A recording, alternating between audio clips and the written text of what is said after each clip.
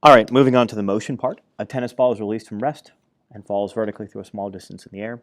What is the change in speed of the tennis ball and in the acceleration of the ball as it falls? So the acceleration is simply, and we're going to actually neglect air resistance. So the acceleration, no, let's see.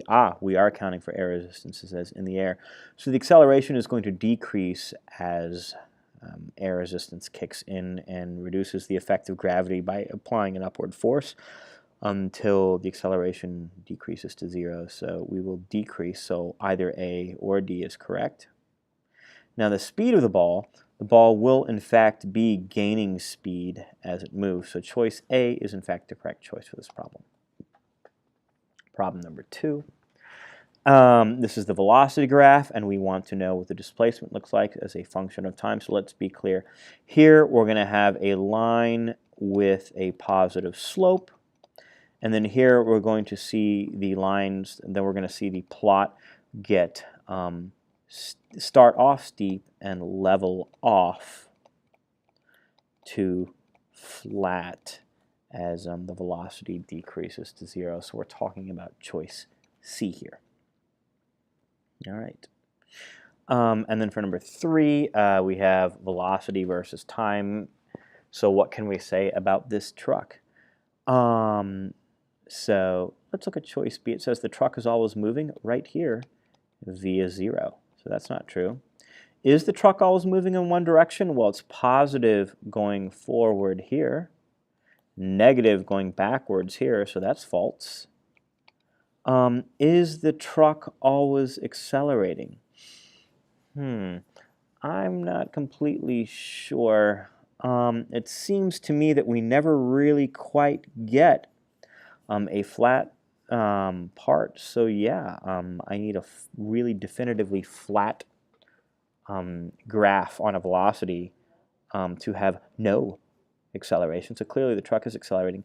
Now how do we know the displacement isn't 0? We compare the areas. So compare the area here, I'll call that region 1, to region 2, and we can clearly see that the area of region 1 is greater than the area in region 2,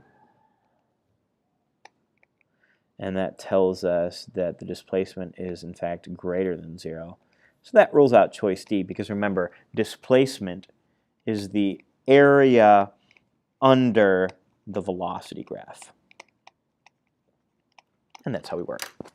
All right. So problem number 4, an object is dropped from rest above the Earth's surface. Air resistance does act. What's the variation of acceleration with time? So we're going to actually not have constant acceleration.